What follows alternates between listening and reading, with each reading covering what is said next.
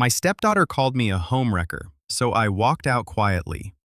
But the $10,000 truth made her family fall apart. My name is Owen, and I'm 39 years old. I have never been the kind of man who looks for drama. I have never needed to be the center of attention, and I have never believed that every problem had to be turned into a fight. I am more of a fix-it-with-my-hands kind of guy. I grew up with 3 brothers, a quiet mother, and a father who did not say much, but when he did, every word carried weight.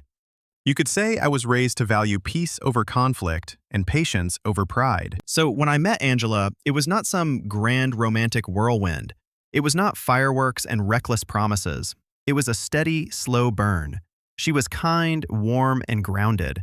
She was a single mother with a daughter already in high school, and she was still carrying the weight of a messy divorce that had left cracks all through her family. But Angela and I clicked. Not just sparks, not just butterflies, something solid. Something real. I did not come into Angela's life trying to replace anyone, least of all her daughter's father. I knew better than that. Her daughter Lacy was 16 when I met her. She had her mother's green eyes, but that was about where the similarities ended. Angela was calm and thoughtful. Lacy was fire and fury, all sharp edges, folded arms, and standoffish glares. I told myself it made sense. Teenagers were rough. A new guy in the house was rough.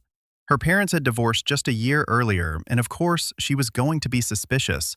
Of course, she was going to look at me like an intruder. I knew I had to earn her trust. So I did what I always do. I tried quietly and consistently. I offered rides when Angela had late shifts. I remembered Lacy's favorite ice cream. I fixed the lock on her bedroom door without being asked. I never tried to make a big show of it. Nothing grand, nothing that demanded gratitude. Just steady little things, the kind I thought would eventually show her I was not there to hurt anyone. But with Lacy, nothing I did ever landed right. There was always a layer of coldness between us. Like, every time I entered a room, I was stepping into a silent standoff. I did not push it. I figured time would soften things. People grew up. Wounds healed. That was what I kept telling myself. Angela noticed the tension. Of course she did. She would talk to Lacy behind closed doors, then come out with this worried look on her face before brushing it away with a soft smile. She just needs time, she would say. It's not you, Owen. She's still holding on to a lot of anger from the divorce. And I believed her. I wanted to believe her. So I stayed patient for months, even when Lacy made little jabs at dinner, muttering things like, "Must be nice to play house with someone else's family." Even when she refused to sit in the car if I was the one driving. Even when she accidentally let our dog out through the side gate after I had spent hours putting in a new latch. I chalked it all up to grief, anger, and youth. I did not want to be the reason Angela had more stress. I did not want to be the man who came into a woman's life and made everything harder for her daughter. But things shifted after I moved in. Angela and I had been dating for nearly 2 years by then, and we decided it was time. The lease on my apartment was up, and the idea of building something real, something shared, felt right. Angela seemed happy. She painted the guest room with me. We talked about maybe getting a place of our own in a couple of years when Lacy went off to college. Lacy, on the other hand, acted like I had personally declared war on her entire life. The day I moved in, she did not say a single word. She just watched me from the top of the stairs like I was hauling in boxes full of poison. I tried to joke. I offered to let her have first dibs on the leftovers in the fridge. She did not even smirk. She just turned and walked away like I was not there. I should have taken that moment more seriously. The first real blow-up happened 2 weeks later over something stupid. Leftover Chinese food. I had written my name on a container of sesame chicken. Not because I was being petty, but because I was planning to bring it for lunch the next day. By morning, it was gone. When I asked Angela, she said she had not touched it. Lacy was standing a few feet away, scrolling on her phone. She just smirked and said, "Oops, must have been the Homewrecker ghost." Angela's head snapped around. "Lacy." But Lacy only rolled her eyes and walked off. I stood there, holding an empty takeout container, more stunned than angry. It was not about the food. It was not even just the insult. It was the way she said it, like she had been waiting to say it. Like it was something she had been chewing on for months. And now she finally felt bold enough to spit it out. Angela apologized. She said she would talk to her. Maybe she did. But things only got colder from there. It was not just the name-calling, though, that certainly escalated. It was the quiet war. Door slamming just a little too hard when I was on a call. My tools accidentally knocked off the shelf in the garage. Lacy blasting music when Angela and I tried to have a quiet night in. One night, she unplugged the Wi-Fi in the middle of a movie we were watching, then claimed she had been trying to vacuum. The plug was 3 rooms away from any carpet. Every time I brought it up, Angela looked more and more tired. "She's a teenager," she would say. "She's acting out." "I'm doing my best, Owen." And I knew she was. She was stuck between the man she loved and the daughter she was trying not to lose. I never wanted to put her in that position, so I kept swallowing it. I told myself I was the adult here. I could take it. I could absorb the anger. I could wait it out. But what I did not realize was that when someone keeps stomping on your patience, it stops looking like grace. It starts looking like weakness. The tipping point came on a Sunday afternoon. I was out back replacing a broken fence panel. Angela had run to the store. Lacy came outside holding her phone in one hand and a half-empty iced coffee in the other. She watched me work for a minute before she spoke. You know she was happier before you showed up. I did not respond. I just kept drilling. But my heart skipped. It was not the first time she had thrown something like that at me. But this time, she was not just snarking. She was serious. Her voice had weight. She and my dad weren't perfect. Lacy continued stepping onto the grass. But they were our family. And then you came in, smiling, fixing stuff, playing pretend, acting like you belong. I set the drill down and turned to her calmly. I've never tried to replace anyone, Lacy. She scoffed. No, you just slid in like a parasite. Quiet, harmless, sucking everything out of what we had. That one hit different. You're calling me a homewrecker, I asked. She did not blink. Yeah, I am. You stole my mom. And you know what? I hope you rot alone when she finally wakes up and realizes what she gave up for you. I stood there in silence. Not because I was stunned, not anymore. I stood there because something inside me shifted, like a light bulb finally clicking on after years of flickering. She did not just dislike me, she despised me. She was not lashing out because she was hurt. She truly believed I did not belong. And for the first time, I realized maybe she was right. I did not say another word. I did not defend myself. I did not wait for Angela to come home. I just walked inside, packed a bag, grabbed my keys, and left. Not in anger, not in spite, just done. The last thing I heard before I closed the door behind me was Lacy calling out, "Finally."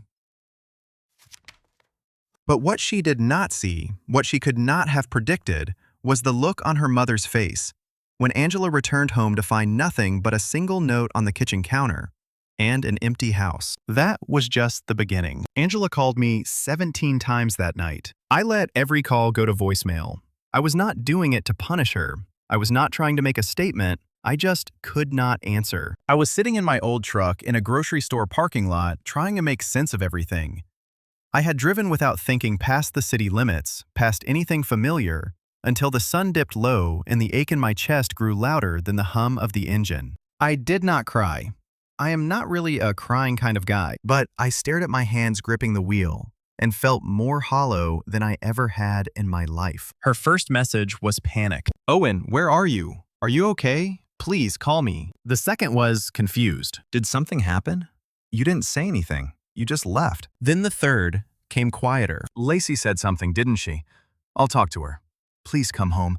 We can fix this." Home.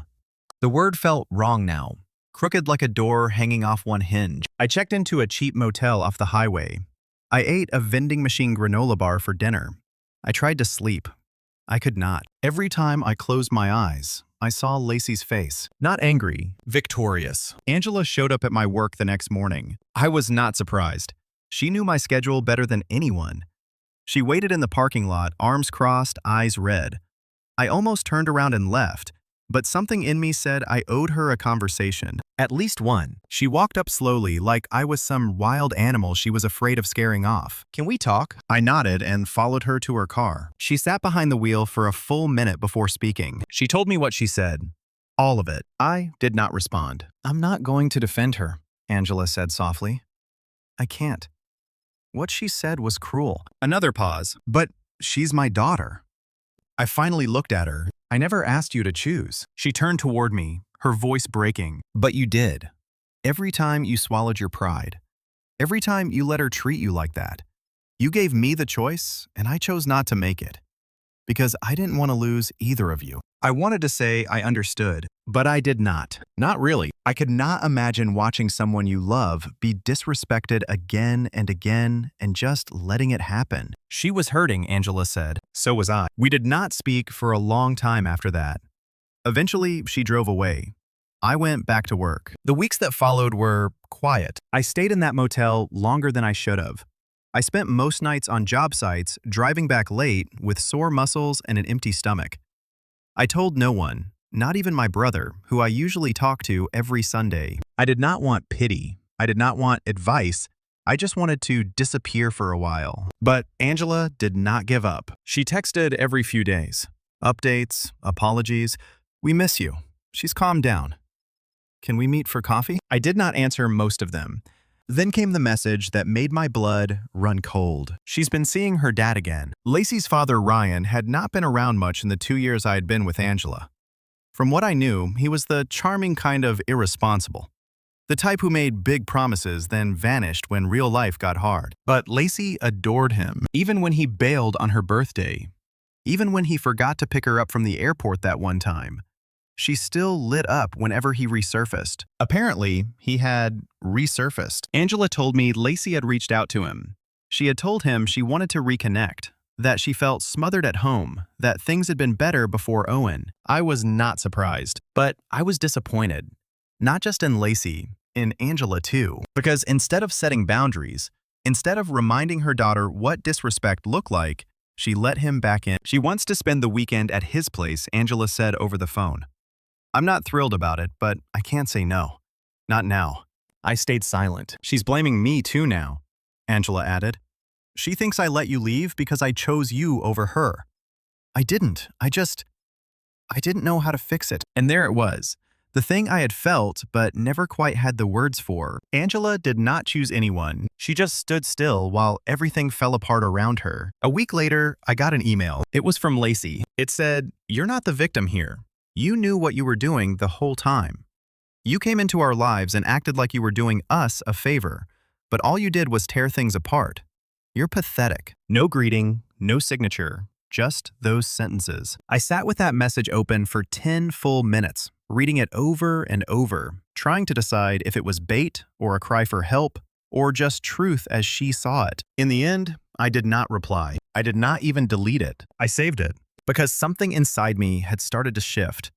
The anger buried beneath all that patience was starting to grow teeth. I was not planning on biting back yet. Not yet. But I was done playing the ghost. It was the end of September when everything changed. I had been gone just over 6 weeks living out of that motel and slowly starting to put the pieces of my life back together. I found a small rental on the edge of town, a fixer-upper. The kind of place I could lose myself in with a hammer and a paintbrush. It was not much, but it was mine. Quiet, undisturbed, safe. Angela had not reached out in a while.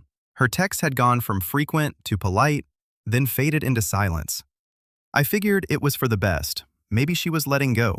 Maybe Lacy had finally gotten what she wanted.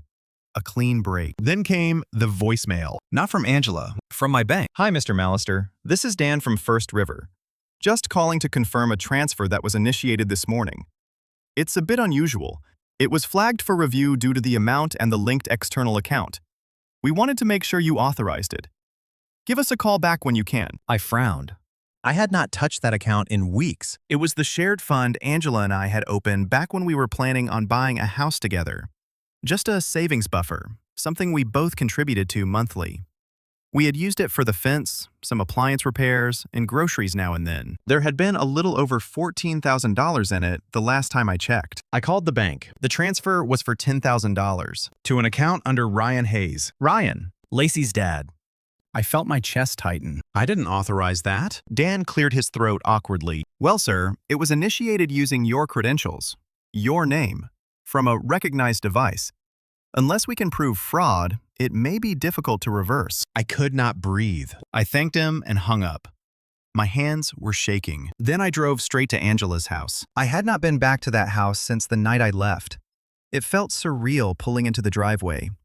My old spot in front of the garage was now taken by a rusted-out pickup I did not recognize. I knocked firm and fast. Angela opened the door, looking startled. She was wearing old sweatpants, her hair pulled back, her eyes puffy, like she had just woken from a nap. But the second she saw me, her expression shifted. "Owen," she breathed. "You're here. Where's Ryan?" That stunned her. She blinked. "What?" "I know about the transfer," I said. $10,000 from our joint account to him." Her face went pale.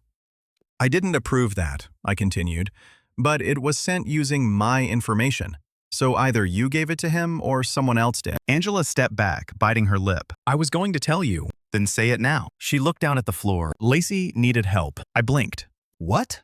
"She wanted to go live with Ryan full-time.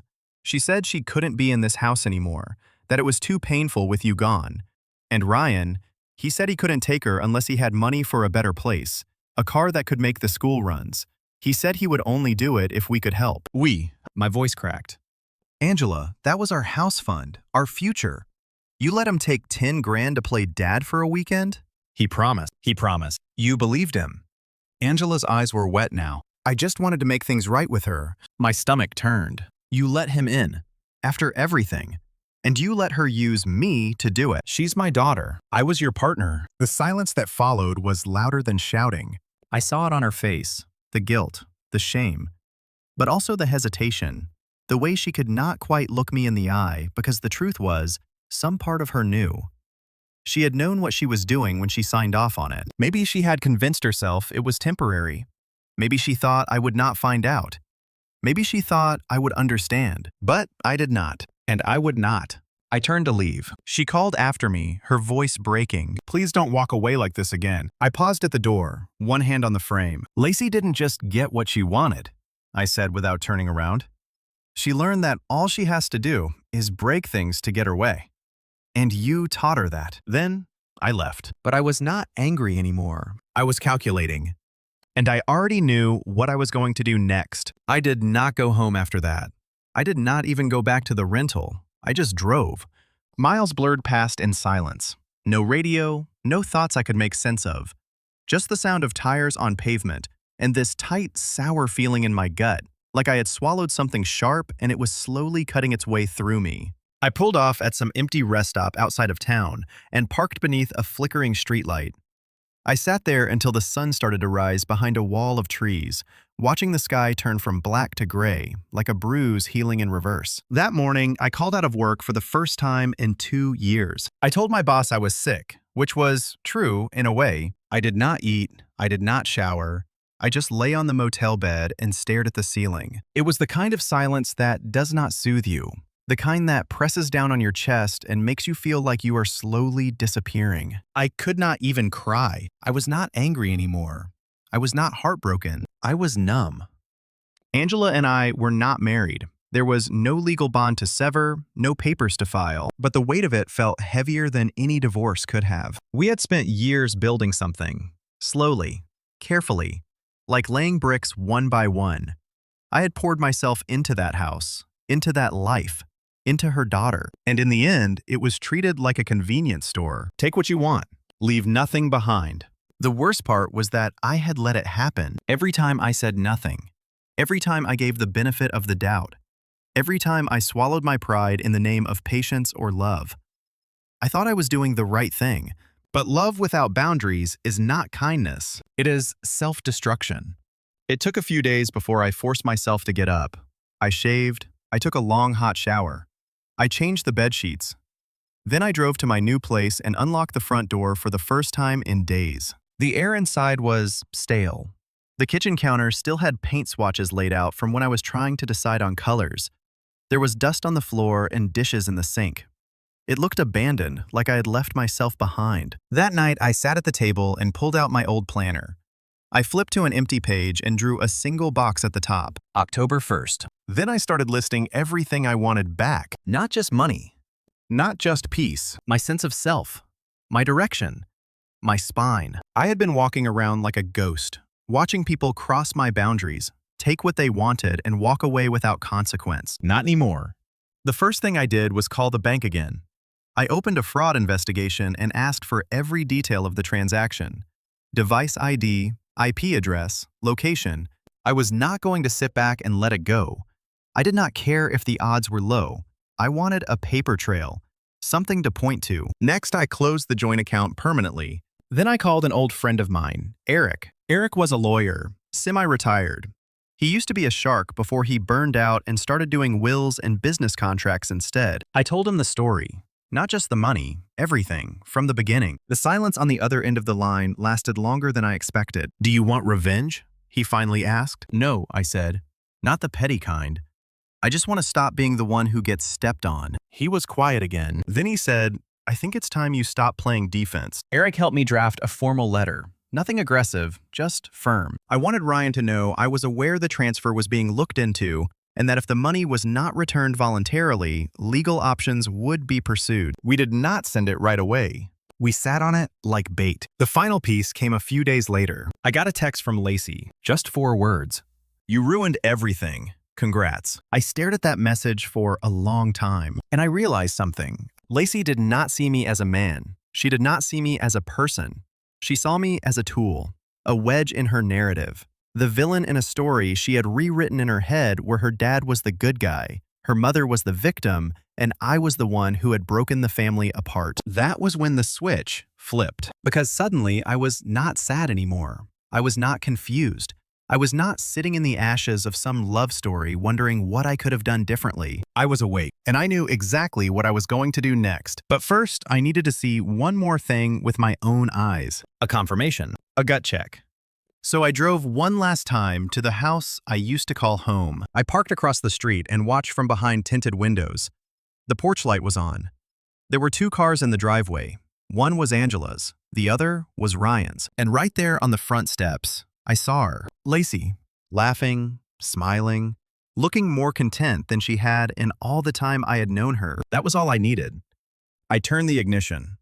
And as I drove away, I was not just leaving the house behind. I was leaving the version of myself they thought would never fight back. By the second week of October, things started to shift. Not dramatically, not all at once, but in small, steady ways. The same way rain softens the ground before anything new can grow. I spent less time lying in bed staring at the ceiling and more time on my feet.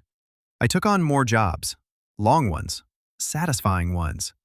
I started getting calls from clients I had not heard from in months. Word had spread that I was working again, and apparently absence really does make the heart grow fonder.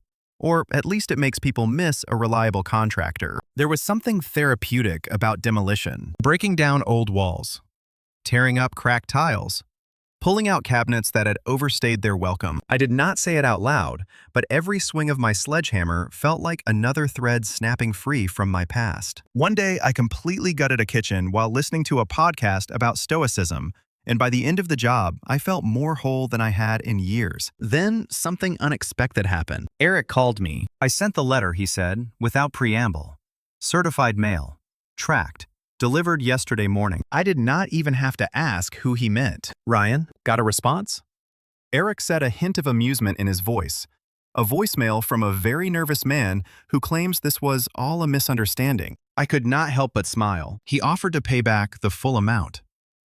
Eric continued, in installments, says he never intended to cause any issues and that he was told Owen was on board with everything. I scoffed. "Told by who?" There was a pause. "You know who." "Of course I did." I told Eric to move forward. If Ryan wanted to play nice, let him.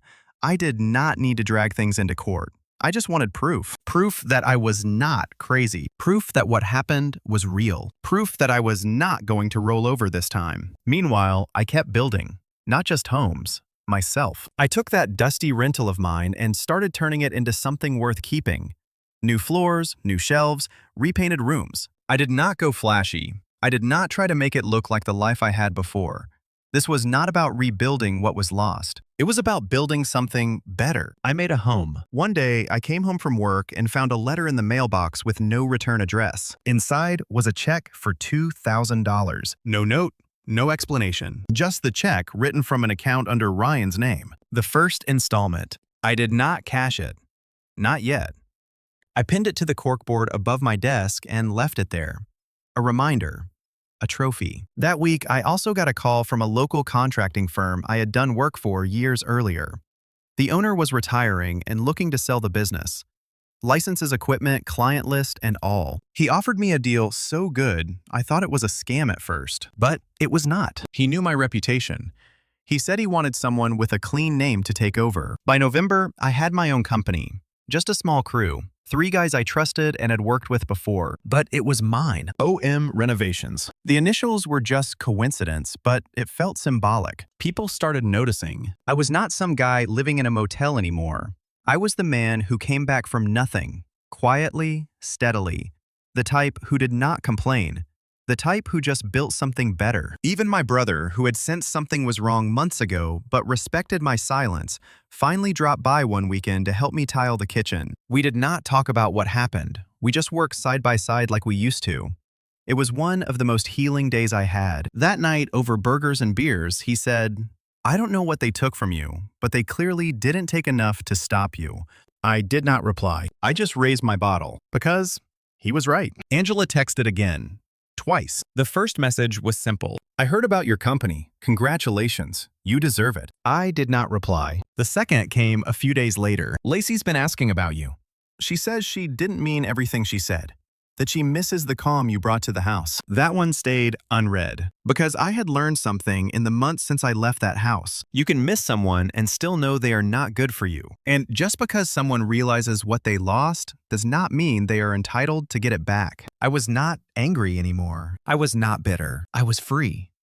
But the final piece, the closure I did not even know I wanted, was still coming. And when it arrived, it did not knock. It screamed. It started with a whisper. A friend of mine, Marcus, a no-nonsense guy I had worked alongside for years, came by my office one afternoon with a funny look on his face. Marcus was not the gossip type. So when he knocked twice on the frame of my open door and said, "You're not going to believe what I heard," I set my pen down immediately. Shoot. He stepped in, shut the door behind him, and leaned on the back of the chair across from me. "You remember that guy who bought the Foreman house off Elm Street?" I nodded. The old Victorian. It had sat gutted for 2 years until a flipper finally took it. Ryan Marcus said with a smirk. "Turns out he's running out of money. Badly. Word is he bit off more than he could chew. Tried to use his own labor to remodel the place, but didn't pull any permits. Got hit with fines, delays. 2 contractors walked off the job mid-project. Now he's trying to sell it halfway finished." I leaned back, arms crossed, something simmering low in my gut. "You sure it's him?" Names on the filing. Hayes Remodeling, LLC. He even tried to contract one of our subs, Carlos. Offered him exposure instead of a paycheck. I laughed bitterly. That sounds about right. But it was not just schadenfreude. There was something else, a thought forming. Half-formed and fragile, but growing. I waited until Marcus left. Then I opened my laptop and pulled up public property records. There it was, the address, the permit history, the contractor's name. He was drowning. And that was when I realized something. Ryan had not just taken my money. He had used it to fund a project he never had the skill or capital to finish. That $10,000 was supposed to go toward a better place for Lacy. But in reality, he had thrown it into a pit of bad planning and worse execution. And now he was bleeding. That should have been enough, but it was not. I did not want to hurt him directly. I wanted something better. I wanted him to watch me thrive in the space he thought he had conquered. The next day, I called Eric. "Remember the letter we sent?" I asked. "Which one?" he asked dryly. "We've sent a few. The one to Ryan. Is there any clause or follow-up that gives us leverage if he misrepresented how the funds were being used?" Eric was quiet for a moment. Then he said yes. "Why?" "Because I've got reason to believe he used that money not for his daughter, but to illegally fund a commercial renovation he wasn't licensed for." Eric whistled. "That's a serious charge." "I don't need a lawsuit," I said. "Not unless I have to." But if word got out to the licensing board, to the inspectors who flagged him, to the potential buyer of that property that he's not just incompetent, but dishonest, that could ruin him. Exactly. I did not want to burn his house down. I just wanted to be the guy holding the extinguisher while he begged for water. So I did my research, quietly, methodically. I gathered everything I could, scanned receipts, permit notices, contractor reviews, A few screenshots from construction forums where Ryan had posted under a username so close to his real name, it might as well have been a billboard. He bragged about finessing the system. He joked about letting inspectors walk into a wall and figure it out later. I packaged it all, tied it with a bow. Then came the opportunity I did not expect. I was visiting a hardware supplier on the other side of town when I bumped into a realtor I vaguely knew from years ago, Jenna. We chatted for a bit, and she mentioned how the Foreman place was back on the market. Off-market listing, she said. Owner's desperate. Needs someone to take it off his hands. I smiled. You don't say. 2 days later, I toured it. Just me and Jenna. The place was worse than I expected. Mold in the basement, unfinished electrical work, flooring stacked in piles never installed. And the attic. The attic was a code violation waiting to happen. I kept my mouth shut, walking room to room, like I was impressed. Then Jenna said something that made me pause. Seller's claiming he had a silent partner, she said. Some guy who backed out after they started, left him in the lurch. I guess he was using the money to prep for his daughter moving in. Then the partner pulled the rug out from under him. I blinked. A partner, she shrugged. That's what he told me. He was rewriting the story again, painting himself as the victim. That was when I knew this was not just some greedy, washed-up dad trying to flip a house. This was personal. He was still using me, still framing me in his version of events. And now I had a chance to flip the script. I walked back to my truck, pulled out my phone, and texted Eric 2 words. Time's up. But first, I had one more visit to make, someone I had not spoken to in months, Angela. Because what I was planning next, she needed to hear from me before the whole truth finally came crashing down around them. Angela opened the door slower than I had ever seen her move. Her eyes were tired. Not the kind of tired that comes from lack of sleep, the kind you carry when you have been pretending everything is fine for too long. The porch behind her looked weathered, like no one had bothered to sweep it in weeks. Dead leaves clung to the corners. A small crack had formed in the banister I had repaired myself 2 years earlier. Owen, she said, her voice unsure, almost wary. This is unexpected. I know, I said calmly. I won't stay long. She hesitated, then stepped aside. Do you want to come in? I shook my head. I just want to tell you something.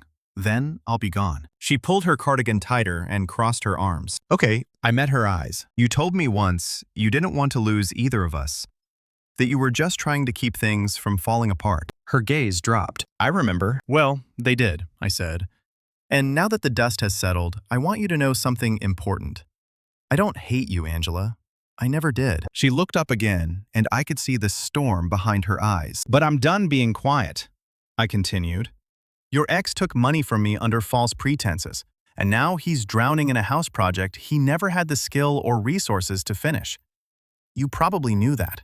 Angela did not answer, but she did not deny it either. I gave him the chance to pay me back quietly. He's been sending payments, small ones, pretending that makes it right. But it's not about the money anymore. It's about the lies, the manipulation, and the fact that he used you and your daughter to do it. I pulled a small envelope from my coat pocket. Inside was a printed list of the public code violations and unpaid fines attached to Ryan's project. I handed it to her. I'm reporting all of it to the local licensing board and the code enforcement office, I said. I'm also giving a full anonymous report to the buyer's agent Jenna introduced me to. He's been trying to dump that house with half-finished work and a doctored renovation record. Angela unfolded the paper with shaking hands. Her fingers went still halfway through. You're serious, she said, almost whispering. I gave him a way out, I replied. He chose to lie again. She looked up at me. And you came here to… what? Gloat. No, I said gently. I came to give you a warning, because when this goes down, it's going to get ugly, and Lacy's going to be in the blast radius. Angela looked like she might cry. She's not the same lately, she said. She barely talks to me anymore. Ryan promised her a fresh start. He said he could give her something I never could. Did he? She did not answer. I nodded. Take care of yourself, Angela. Then I walked away. I did not look back. 3 weeks later, the dominoes fell. Ryan's half-flipped Victorian officially tanked. The city sent him a formal notice of violation for 5 separate permit failures, including exposed wiring, mold remediation delays, and misreported materials costs. The licensing board opened an investigation into misappropriation of funds after receiving multiple anonymous tips, including notarized documentation of the original money transfer. All of it tied back to Ryan's personal statements about using the money for family housing. Turns out, the phrase, "I just needed it to finish a project," does not go over well when it is tied to a fraudulent business claim. Then came the bombshell. The potential buyer for the Foreman house, a high-profile real estate investor, pulled out of the deal the morning of the closing inspection. Why? Because an envelope full of documents had been left in their lawyer's inbox, detailing every corner Ryan had cut, every permit missed, every laborer unpaid, every silent partner lie. That envelope did not have a return address. It did not need one. The buyer's agent called Jenna fuming. Jenna called Ryan. Ryan called Angela. And Angela called me. I did not answer, but I saved the voicemail. Her voice trembled. "Owen, he's losing it. He said you destroyed his reputation, that you poisoned everything. He's blaming me now. And Lacy, he's saying we set him up, that you tricked him into taking the money just so you could ruin him. He's unraveling, and I don't know what to do anymore." The house sat on the market for 6 more weeks. The price was slashed again and again. The fines stacked up. Contractors who had walked off the job came forward with invoices and grievances. The city red-tagged the entire structure. Eventually, the house was seized by the bank. Ryan disappeared. Rumor was he packed up and left the state. As for me, business boomed. People love a comeback story. Word spread fast about the man who had been taken advantage of, but rose back up and started his own company. The contractor who did clean work. The contractor who did not cut corners. The contractor who did not hide behind charm or excuses. I started hiring more crew. I picked up bigger contracts. I even got a feature in a local magazine about small business success. Then, one crisp December morning, I found an envelope on my porch. No stamp, just my name on the front in familiar, slightly messy handwriting. Inside was a note. I didn't know how far it would go. I didn't know he was using you. I thought I was defending my family.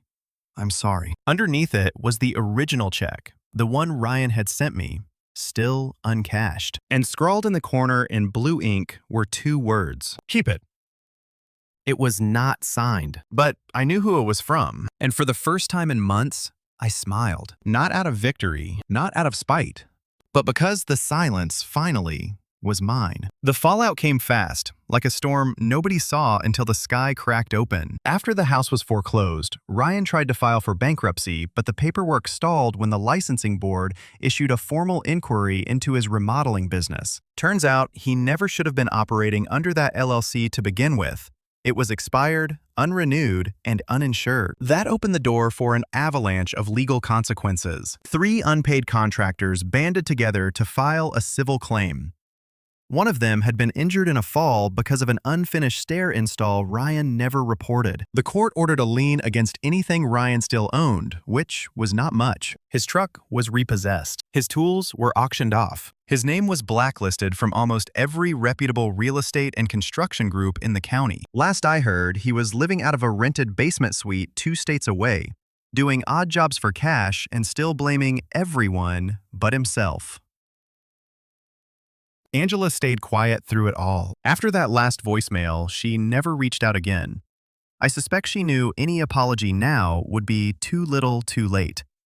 Letting it all happen, the lies, the manipulation, the transfer, had cost her more than just a relationship. It had cost her my respect. But it was Lacy who surprised me. In mid-January, I was cleaning up my job site when a small envelope arrived at the office. Inside was a photo. An old one I had completely forgotten about. It had been taken during a camping trip we had done the first summer I lived with them. Just the 3 of us by the lake. I had my arm around Angela, and Lacy, begrudging but smiling, was holding up a marshmallow on a stick. On the back of the photo, in small, neat handwriting, were 5 words. I didn't know. I'm sorry. That was it. No name, no request to talk, just a memory and the weight of realization behind it. I did not write back. I did not need to, because this was not about reopening old doors. It was about closing them with grace. That spring, I bought my first investment property, a modest 2-bedroom fixer in a quiet neighborhood not far from where it all began. I renovated it with my crew. I took my time. I gave it everything I had learned about foundations, about boundaries, about how much you can carry before you finally say, enough. I flipped the house 3 months later. The profit was exactly $10,000, the same amount they had taken from me. But this time, it did not feel like a recovery. It felt like a clean slate, a second life earned the hard way. And as I stood on the porch of that freshly painted house, the sold sign swinging gently in the breeze, I let the weight of the last year fall from my shoulders. I said goodbye to the ghosts still haunting the house I never should have called home. Because in the end, they did not ruin me. They revealed me, and I will never be quiet again.